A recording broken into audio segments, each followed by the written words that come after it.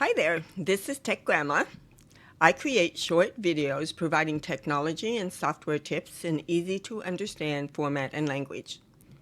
When I was at the grocery store today, the cashier asked if he could tell me a joke. I said, sure. He said, I just put my grandma on speed dial.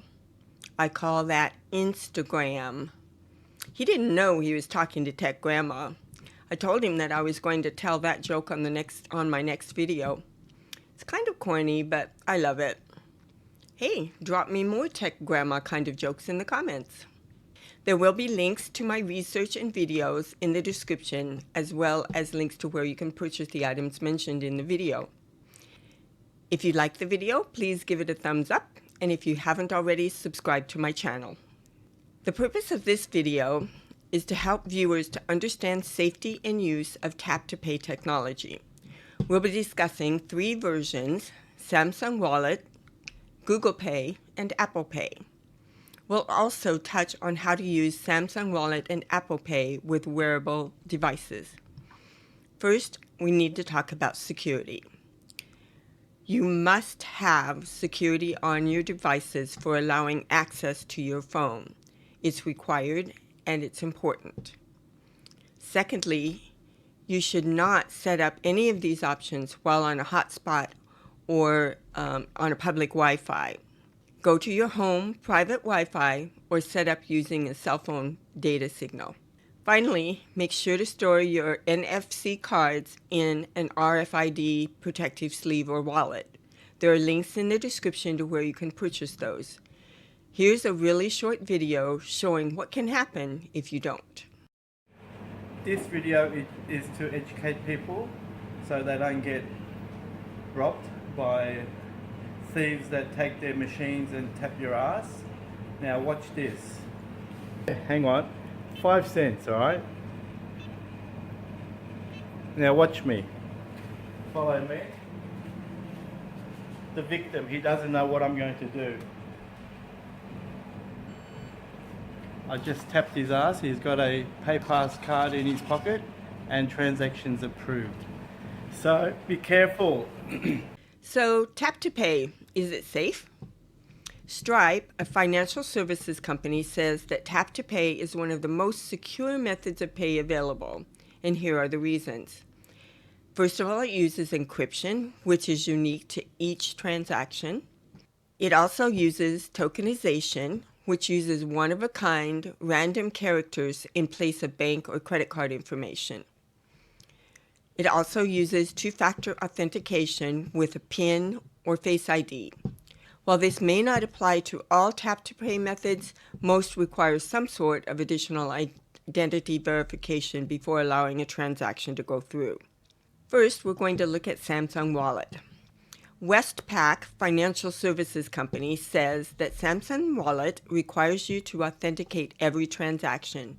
In addition, Samsung doesn't keep your payment information on their servers, and your account details are never stored on your phone or shared with merchants. When a payment is made at the terminal, the merchants only see the digital account number. When you set up Samsung Pay, you'll have to establish an authentication method to authorize payments, either with a PIN or biometrics. That means fingerprint or Face ID. Only available on Samsung devices. CNET, which is known as a technology authority, says that Samsung Wallet is available in 29 different countries. It works with devices from 2015 to the present, and it works with a lot of Samsung branded wearables. It works with all major carriers and with most varieties of debit and credit cards.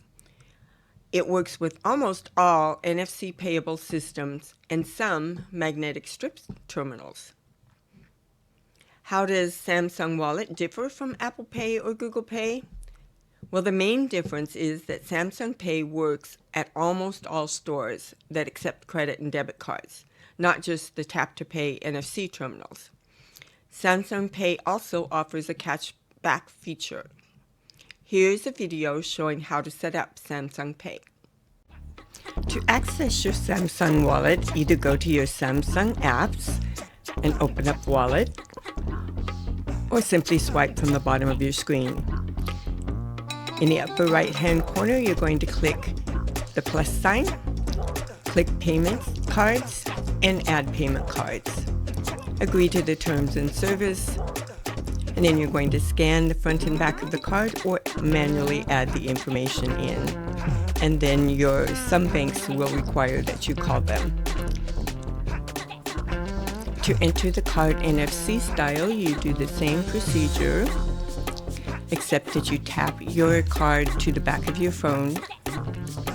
The information will automatically be entered, terms and service. It'll ask you to enter a security code. Enter the code, and then the card is ready to use. You can choose to make that the default card if you like, or you can choose another one that's already in there. Is Google Pay safe?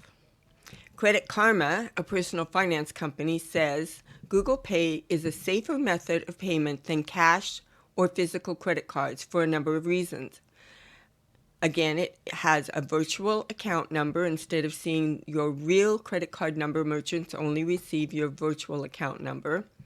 It uses encrypted data, and it offers fraud alerts. So Google Pay uses artificial intelligence to identify and alert you of fraud and phishing risks. It also sends you alerts when you pay someone who's not on your contact list. It has extra login security. To open the app or pay someone, you must provide a PIN, pattern, or biometric. But these requirements vary by country. You can turn on personalization through Google Pay. It can personalize your experience in the app based on your transaction history. It isn't the default setting. Instead, you can turn on personalization for 3 months and see if you like it.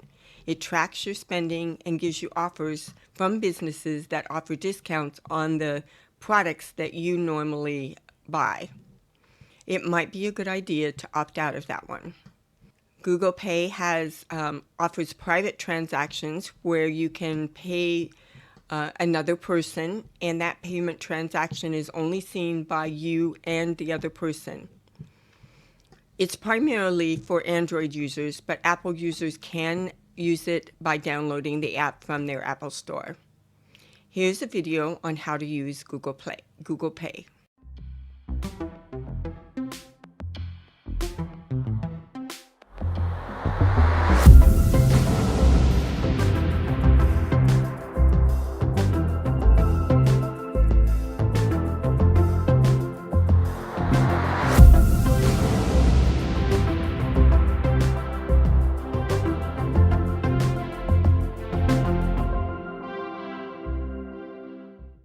Apple Pay. Just a side note, not all merchants accept Apple Pay. You will need to ask when you're checking out to make sure they accept Apple Pay. However, it is becoming more commonly accepted. Asurion is a tech care company that provides insurance, repair, installation, and support services for consumer electronics, cell phones, and home appliances. They say Apple Pay provides extra privacy. Apple Pay doesn't share your card number with merchants, nor does it store your details on your device or Apple servers. Instead, Apple Pay uses a unique one-time passcode whenever you make a purchase. This hides your sensitive account information. The merchant will only receive your name, email, billing and shipping addresses, and nothing else that isn't necessary for processing the order. Barclay Card says, additionally, if you use Apple Pay to send money to a fraudulent store or a scammer, you can dispute that transaction. You just go to the latest transactions, select the fraudulent payment that you wish to dispute.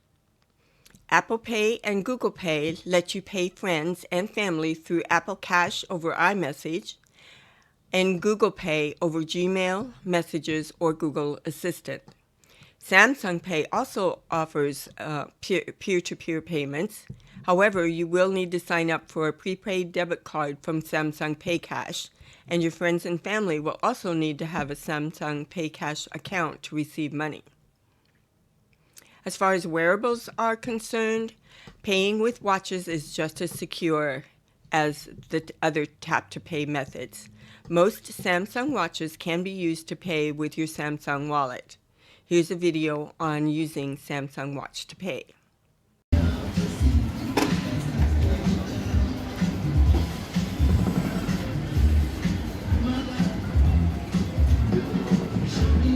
Okay, come closer.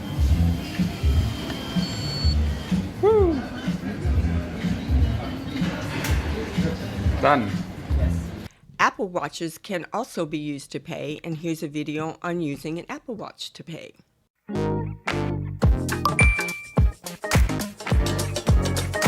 Hopefully you've learned from this video that using tap to pay or virtual wallets is actually a safer way to pay than most traditional methods, except maybe cash. Next up, we're going to change directions and explore bone conduction headphones. Bone conduction? Yes, trust me, you'll like it. Bye for now.